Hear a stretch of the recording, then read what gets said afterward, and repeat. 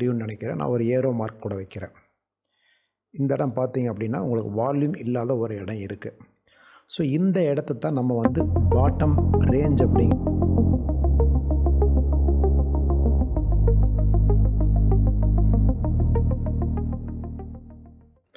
வணக்கம். கடந்த 2 வாரத்திற்கு முன்னாடி ஒரு நண்பர் என்ன பார்க்க வந்தார். அவர் கடந்த வருடம், அதாவது 2025 நவம்பர் அந்த மாதிரி மாதங்களில் ஸ்டாக் மார்க்கெட்டில் இன்வெஸ்ட் பண்ணியிருக்கிறார்.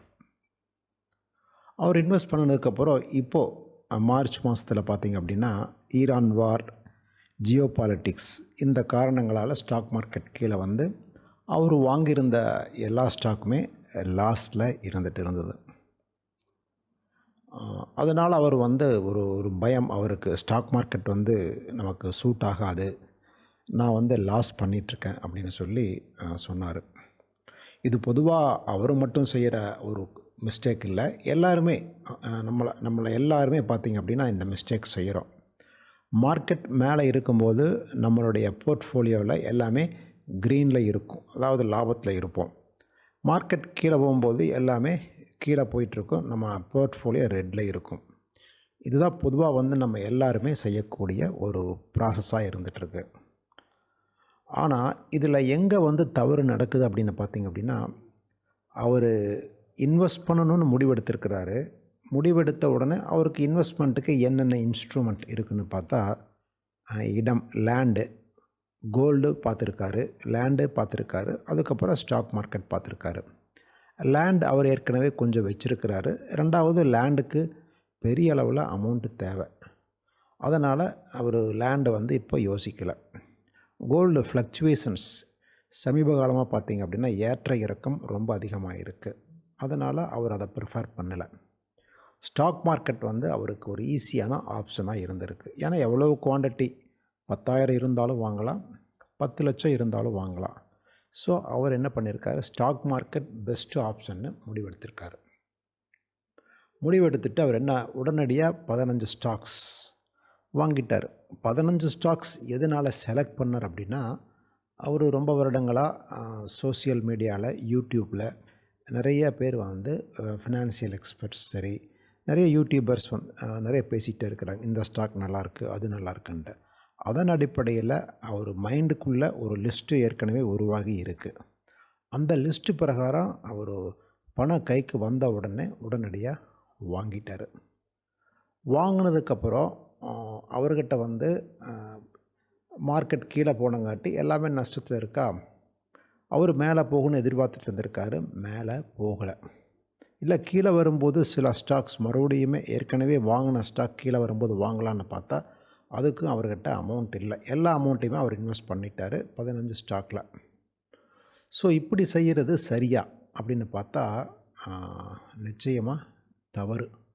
இது வந்து மார்க்கெட் மேலே போனால் லாபத்தில் இருக்கிறது, மார்க்கெட் கீழே வந்தால் நஷ்டத்தில் இருக்கிறது அப்படிங்கிறது இது யார் வேணாலும் ஈஸியாக பண்ணலாம். இது வந்து ஒரு கேம்பிளிங் மாதிரி தான், சூதாட்டம் மாதிரி தான்.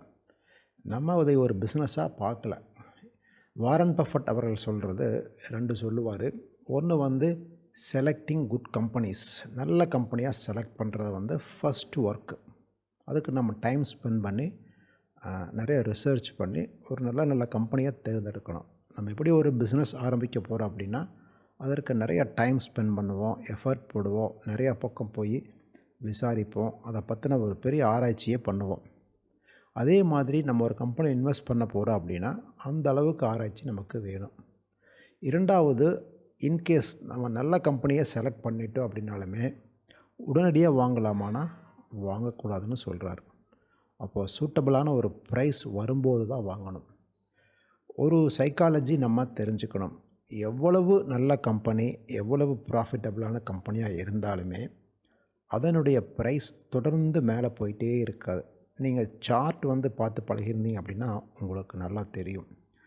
அதே மாதிரி எவ்வளவு நல்ல கம்பெனியோடைய ஸ்டாக் கீழே வர ஆரம்பிச்சுன்னா கீழேயும் போயிட்டே இருக்காது. ஸோ இது வந்து நம்ம தெரிஞ்சுக்கணும். அப்போது நம்ம என்ன தெரிஞ்சுக்க வேண்டியதுன்னா, கீழே வரும்போது நம்ம ஒரு பாட்டம் ரேஞ்ச் கண்டுபிடிச்சி அந்த ஸ்டாக் வாங்குறதுக்கு முயற்சி பண்ணோம் அப்படின்னா, நீங்கள் வாங்கினதே மார்க்கெட் கீழே இருக்கும்போது தான் வாங்கியிருக்கிறீங்க. அங்கேருந்து மார்க்கெட் மேக்ஸிமம் நம்ம 100% இல்லாட்டியுமே அங்கேருந்து மேலே போகிறதுக்கு ஒரு ரேலி ஆரம்பிக்கிறப்போ வாங்குறதுக்கு உண்டான முயற்சி, உண்டான ஒரு லெசன், உண்டான படிப்பு நமக்கு தேவை. அதைத்தான் நம்ம இப்போ பார்க்க போகிறோம். நம்மளில் பெரும்பாலானோர் செய்யக்கூடிய தவறு இதுதான். என்ன பண்ணுறோன்னா, கஷ்டப்பட்டு பணம் சம்பாதிச்சுட்டு நம்ம அதை நிறைய இன்வெஸ்ட் பண்ணி நம்ம பல வழிகளில் வருமானத்தை பெருக்கணும்னு நினைக்கிறோம். அந்த மாதிரி சம்பாதிக்கிற பணத்தை யாரோ சொன்னாங்க அப்படின்னு கேட்டுட்டு நம்ம ஸ்டாக் மார்க்கெட்டில் இன்வெஸ்ட் பண்ணுறோம். ஸ்டாக் மார்க்கெட்டில் இன்வெஸ்ட் பண்ணுறதுக்கு முன்னாடி நம்ம அதை பற்றின ஒரு தெளிவான ஒரு நாலேஜ் எடுத்துகிட்டு பண்ணணும். அப்படின்னா எந்த கம்பெனி வாங்கணும், எந்த இடத்துல வாங்கணும் அப்படிங்கிறது நமக்கு தெரியும். இப்போது எந்த ஒரு ரிசர்ச்சுமே இல்லாமல் வாங்கிட்டோம் அப்படின்னா நம்ம லக்கு தான். இது ஒரு கேம்பிளிங். நமக்கு சம்டைம்ஸ் லாபத்தில் இருக்கலாம், சம்டைம்ஸ் நஷ்டத்திலையும் இருக்கலாம். நம்ம 2 விதத்தில் நம்ம லாஸ் பண்ணுவோம். ஒன்று நம்ம உயரமாக இருக்கிறப்போ வாங்கியிருப்போம், இந்த இடங்களில் வாங்கியிருப்போம். அதுக்கப்புறம் மார்க்கெட் கீழே வந்துட்டு மறுபடியும் மேலே போகும். ஸோ இங்கே வாங்கியிருந்தோம் அப்படின்னா நம்ம கண்டிப்பாக லாஸில் இருப்போம். கீழே வரும்போது லாஸ் ஆகும். மறுபடியும் நம்ம வாங்கின இடத்துக்கு வர்றதுக்கு பல வருடங்கள் ஆகலாம். ஒன்று. இரண்டாவது விலை உயர்ந்த பிறகு தான் நமக்கு தெரியுது நம்ம வாங்காமல் மிஸ் பண்ணிட்டோம் அப்படின்ட்டு. ஸோ நம்ம நல்ல கம்பெனி செலக்ட் பண்ணாலுமே ஒரு பாட்டம் ரேஞ்ச் அப்படிங்கிறது ரொம்ப ரொம்ப முக்கியம். இதுதான் நாங்கள் வால்யூம் ஸ்டடிங்கிற ஒரு சப்ஜெக்டில் சொல்லி கொடுத்துட்ருக்குறோம். எல்லா ஸ்டாக்குமே பார்த்திங்க அப்படின்னா கீழே வரும். கீழே வந்துட்டு தான் மேலே போகும். கீழே வரும்போது அதன் குறிப்பிட்ட ஒரு ப்ரைஸில் பாட்டம் திரும்பி மேலே போகும். இப்போது ஸ்டேட் பேங்க் பார்த்திங்க அப்படின்னா 2011 150 இருந்தது. அதற்கப்புறம் 500 வரைக்கும் போச்சு. மறுபடியும் 2020 150 வந்துருச்சு. இது எக்ஸாக்ட் பாட்டம் மறுபடியும் நமக்கு கிடச்சிருக்கு. ஆனால் எல்லா ஸ்டாக் இந்த மாதிரி பிஹேவ் பண்ணுமானா நிச்சயமாக பிஹேவ் பண்ணாது. இங்கே 150 இருந்துட்டு 500 போச்சுன்னா மறுபடியும் அது 300 ரேஞ்சில் தான் பாட்டம் எடுத்துருக்கிறதுக்கு வாய்ப்பு இருக்கும். மோஸ்ட்லி இது நம்ம பாட்டமாக கன்சிடர் பண்ணி மேலே போயிடும்.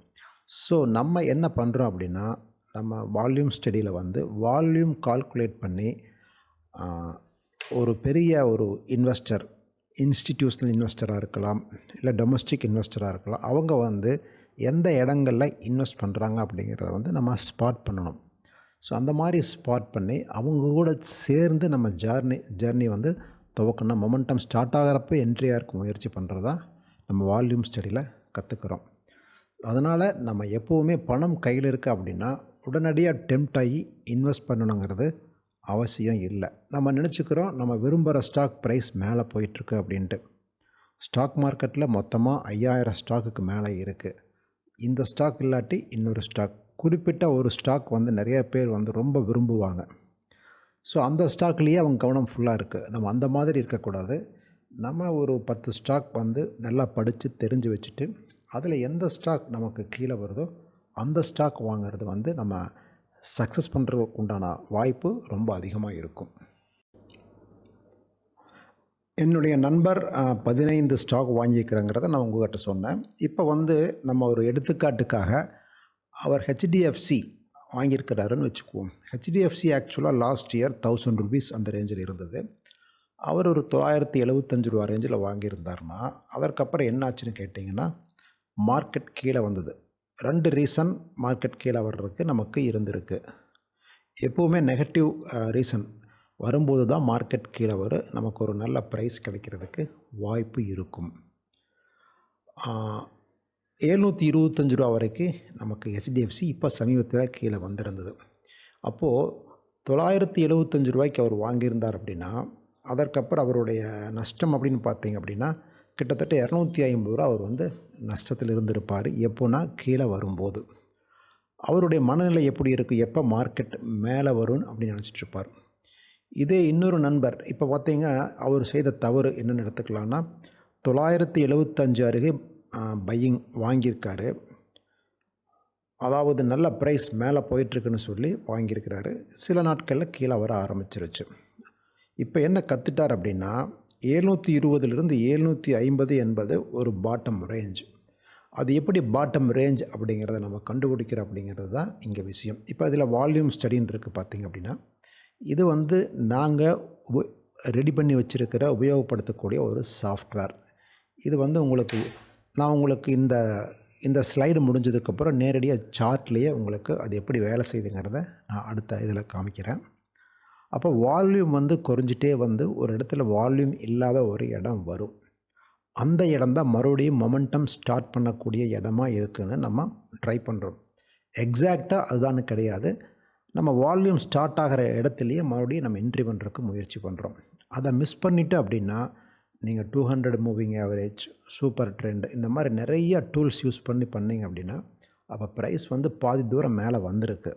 ஸோ அந்த இடத்துல வாங்குறது அப்படிங்கிறது நமக்கு வந்து ஒரு சேஃப்டியாக இருக்காது. இன்கேஸ் நீங்கள் ஸ்டாப் லாஸ் போட் பண்ணுறீங்க அப்படின்னா எங்கே ஸ்டாப் லாஸ் போடுறங்கிற ஒரு கன்ஃபியூஷன் இருக்கும். அதனால் நம்ம வந்து எப்போவுமே எப்போ பாட்டம் அப்படிங்கிற ஒரு ஏரியாவுக்குள்ளே என்ட்ரி ஆகிறதுக்கு முயற்சி பண்ணுறது தான் நம்மளுடைய கான்செப்ட். ஸோ அதை வந்து நம்ம எப்போவுமே கீழே போகும்போது ஒரு பேனிக் ஆகி இருக்கிற ஷேர்ஸையும் விற்றுருவோம். எப்போவுமே நெகட்டிவ் நியூஸ் இருக்கும்போது நமக்கு நல்ல வாய்ப்பு இருக்குங்கிறதான் நம்ம பெரிய பெரிய இன்ஸ்டிடியூஷனல் பையர்ஸ் சொல்கிறதும் சரி, பெரிய இன்வெஸ்டர் சொல்கிறதும் அதுதான். ஸோ மார்க்கெட் வந்து நமக்கு வாய்ப்பு அப்படிங்கிறத எங்கே கொடுக்குதுங்கிறத கண்டுபிடிக்கிறதுக்கு நம்ம 2 விஷயங்கள் கடைப்பிடிக்கணும். ஒன்று வந்து நல்ல கம்பெனியை செலக்ட் பண்ணிவிட்டு வெயிட் பண்ணணும். இதில் இந்த பொறுமையாக வெயிட் பண்ணுறது தான் விஷயமே இருக்குது. சரியான விலை, வால்யூம், பொறுமை அதுதான் நமக்கு வெற்றி தரும். எல்லா ஸ்டாக்குமே வாய்ப்புங்கிறத வந்து குறிப்பிட்ட காலத்தில் நமக்கு கொடுத்துட்டே தான் இருக்கும். நீங்கள் சார்ட்டை எடுத்து ட்ரேடிங் வியூ அந்த மாதிரி சார்ட்டுக்குள்ளே போனீங்க அப்படின்னா பெய்டு சப்ஸ்கிரிப்ஷன் வச்சுருந்தீங்கன்னா 60 வருஷம் 70 வருஷத்துக்கு உண்டான சார்ட் கொக்கோகோலா பார்க்கலாம், ஐபிஎம் பார்க்கலாம். நிறையா சார்ட் வந்து ரொம்ப வருஷங்களாக இருந்துகிட்ருக்கு. அந்த சார்ட் நீங்கள் பார்த்தீங்க அப்படின்னா ஒரு கம்பெனி தொடர்ந்து லாபம் பண்ணிகிட்டு இருந்தாலுமே ட்ரேடிங் அப்படிங்கிற ஒரு விஷயம் நடக்கிறங்காட்டி ப்ரைஸ் ஃப்ளக்சுவேஷன் மேலே போகிறது கீழே வர்றதுங்கிறது இருந்துகிட்டே தான் இருக்கும். இதை நம்ம தெரிஞ்சுட்டோம் அப்படின்னா கீழே வர்றப்ப வாங்கிறதுக்கு நம்ம முயற்சி பண்ணலாம். இப்போது நம்ம பார்த்துட்ருக்கிறது ஹெச்டிஎஃப்சி பேங்க்கோட சார்ட். இது வந்து 4 hour சார்ட். பொதுவாக டெய்லி சார்ட் தான் வந்து நான் எல்லாத்தையுமே இதுக்கு பார்க்க சொல்லுவேன். டெய்லி சார்ட் வந்து நமக்கு பாட்டம் கொடுக்கும்போது ஒரு நல்ல பாட்டம் ரேஞ்சாக இருந்துகிட்ருக்கும்.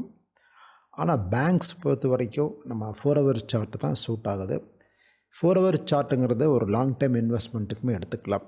இது எதன் அடிப்படையில் சொல்கிறேன் அப்படின்னா எங்களுடைய வால்யூம் ஸ்டடிங்கிற ஒரு டூல் அடிப்படையில் நான் சொல்கிறேன்.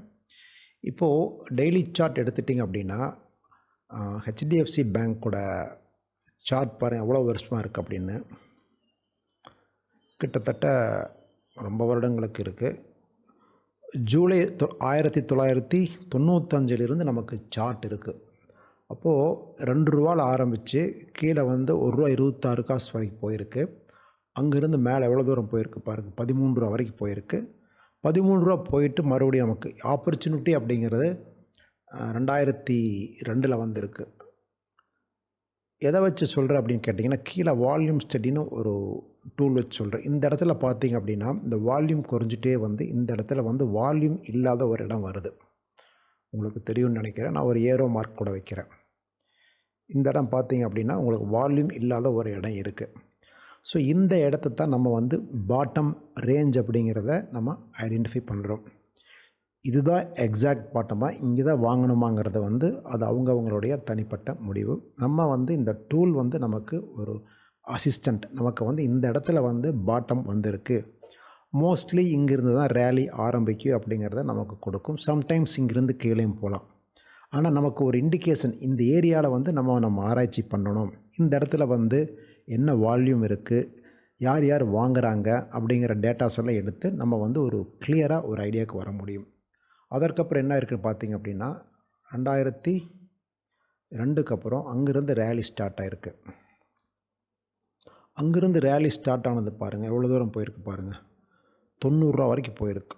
இது வந்து ₹7 8 இருந்து ₹90 வரைக்கும் போயிருக்கு 2008. அதுக்கப்புறம் 2009 வந்து மறுபடியும் மார்க்கெட் கீழே வந்துருச்சு. ₹90 மறுபடியும் வந்து ₹40 வந்திருக்கு. இந்த இடத்துல பாருங்கள் எவ்வளோ ஷார்ப்பாக வந்து நமக்கு ஒரு ஆப்பர்ச்சுனிட்டி மறுபடியும் கிடச்சிருக்கு. ஸோ இந்த இடத்துல வால்யூம் இல்லை. இது பாருங்கள் எவ்வளோ ஒரு கிளியராக நமக்கு ஒரு இண்டிகேஷன் கொடுக்குது. ஸோ எந்தெந்த இடங்களில் நம்ம வாங்கணும் அப்படிங்கிறதுக்கு ஒரு ஐடியா. இப்போது நீங்கள் மேலே இந்த இடத்துல வாங்கியிருந்தீங்க அப்படின்னா ₹90 ரேஞ்சில் வாங்கிட்டீங்க. ஏன்னா நம்ம வந்து எப்பவுமே க்ரீனாக இருக்கிறப்ப வாங்குறதுக்கு தான் நம்ம முயற்சி பண்ணுறோம். மார்க்கெட் ரெட் ரொம்ப கீழே இருக்குது அப்படின்னா பயப்படுவோம். கீழே வரும்போது விற்கிறோம், மேலே போகும்போது வாங்குகிறோம். அதை ஆப்போசிட்டாக திங்க் பண்ணுறதுக்கு நமக்கு மனசு ஒத்துக்காது சைக்காலஜியாக.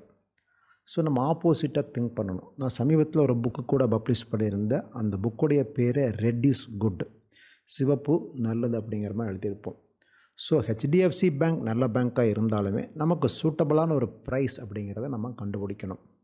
2009 இந்த இடத்துல வந்து நமக்கு பாட்டம் கொடுத்தது. மறுபடியும் எங்கே போயிருக்கு பார்த்திங்க அப்படின்னா, மேலே ரொம்ப தூரம் போயிடுச்சு. 650 ரூபா வரைக்கும் வந்துட்டு கொரோனா பீரியடில் மறுபடியும் 371 ரூபாயில் ஒரு பாட்டம் கொடுத்துருக்கு நமக்கு. இது எல்லா ஸ்டாக்குமே இந்த மாதிரி ஷார்ப்பாக இருக்குமானா அது கண்டிப்பாக இருக்காது. சிலது வந்து பாட்டம் கொடுத்துட்டு கொஞ்சம் தூரம் கீழே போயிட்டு மேலே திரும்பி வரும். ஸோ இது வந்து நமக்கு ஒரு அசிஸ்டண்ட் ஹெல்ப் பண்ணுறதுக்கு நம்ம அந்த இடத்துல சில ஆராய்ச்சிகளை நம்ம கண்டிப்பாக பண்ணணும். ஸோ இது அதுக்கப்புறம் நமக்கு வந்து பெருசாக நமக்கு வந்து ஆக்சுவலாக நான் சொல்கிற ரேட் ப்ரைஸ் எல்லாமே இப்போ ஹெச்டிஎஃப்சி பேங்க் வந்து 2000 ருபீஸ் வரைக்கும் போச்சு. இது ஸ்டாக் ஸ்ப்ளிட் ஆனங்காட்டி இதில் ப்ரைஸ் மாற்றி காமிக்குது. இது ஒரு ஐடியாக்காக நான் சொல்கிறேன் உங்களுக்கு. சரி, இப்போ வந்து நமக்கு வாய்ப்பு இருக்கான்னு இப்போ பேசிகிட்டு இருந்தேன் இல்லையா? ஆனால் ஹெச்டிஎஃப்சி பேங்க்கை பொறுத்த வரைக்கும் நீங்கள் டெய்லி நம்ம பார்த்துட்டு இருந்தோம் அப்படின்னா நமக்கு பாட்டம் அப்படிங்கிறது ரொம்ப வருடங்களுக்கு ஒரு முறை தான் வரும். இப்போ 2020க்கு முன்னாடி எப்போ வந்திருக்குன்னு பார்த்தீங்கன்னா 2009 வந்திருக்கு. எனக்கு இன்னும் ஆப்பர்ச்சுனிட்டி வேணும் அப்படிங்கிறவங்க பொதுவாக நாங்கள் பேங்க் ஸ்டாக்ஸை பொறுத்த வரைக்கும் எப்போவுமே 4 ஹவர் தான் நான் எப்போவுமே யூஸ் பண்ணுவேன். அதில் வந்து கொஞ்சம் ஆப்பர்ச்சுனிட்டி நமக்கு அதிகமாக இருக்கும். இது ஒன்றும் இல்லை, ஆப்பர்ச்சுனிட்டிங்கிறது 4 ஹவருங்கிறது இந்த வால்யூம் ஸ்டடிங்கிற ஒரு சாஃப்ட்வேர் நமக்கு அதை கணக்கு பண்ணி கொடுக்கும். இந்த மாதிரி வந்து வால்யூம் வந்து நமக்கு 4 ஹவரில் அடிக்கடி ஆப்பர்ச்சுனிட்டி இருக்கும், ஃப்ளக்சுவேஷன்ஸ் இருக்கும். நமக்கு தெரியுமே டைம் ஃப்ரேம் குறைய குறைய ஃப்ளக்சுவேஷன்ஸ் அப்படிங்கிறது அதிகமாகிட்டே வரும். ஆனால் நம்ம ரொம்ப குறைஞ்சி கீழே வந்து நம்ம ட்ரேடு பண்ணவே முடியாது. நமக்கு வந்து ஹையர் டைம் ஃப்ரேம் தான் நமக்கு வந்து ஒரு சத்தம் இல்லாத, ஆரவாரம் இல்லாத ஒரு அமைதியான ஒரு லாங் டைம் இன்வெஸ்ட்மெண்ட் இல்லை ஒரு ஸ்விங் ட்ரேடிங் எதுவாக இருந்தாலுமே நமக்கு உபயோகமாக இருக்கும். இப்போ 4 ஹவர் டைம் ஃப்ரேம் எடுத்துட்டிங்க அப்படின்னா எவ்வளோ வாய்ப்பு கொடுத்துருக்கு. இப்போ 2020க்கு அப்புறம் வாய்ப்பு இல்லை. ஆனால் இதில் வந்து பார்த்திங்க அப்படின்னா இப்போ சமீபத்தில் 725 ரூபா வந்தப்போ 4 ஹவரில் நமக்கு அந்த பாட்டம் கொடுத்துருக்கு. அதற்கு முன்னாடி பார்த்திங்க அப்படின்னா நமக்கு 2024 681 ரூபா காமிக்குது. 2022 அப்போது 2020க்கு அப்புறமே நமக்கு 3 ஆப்பர்ச்சுனிட்டிங்கிறத விட இது வந்து அந்த பாட்டம் ரேஞ்ச் வந்து நமக்கு ஐடென்டிஃபை பண்ணக்கூடிய இடமா இருக்குது.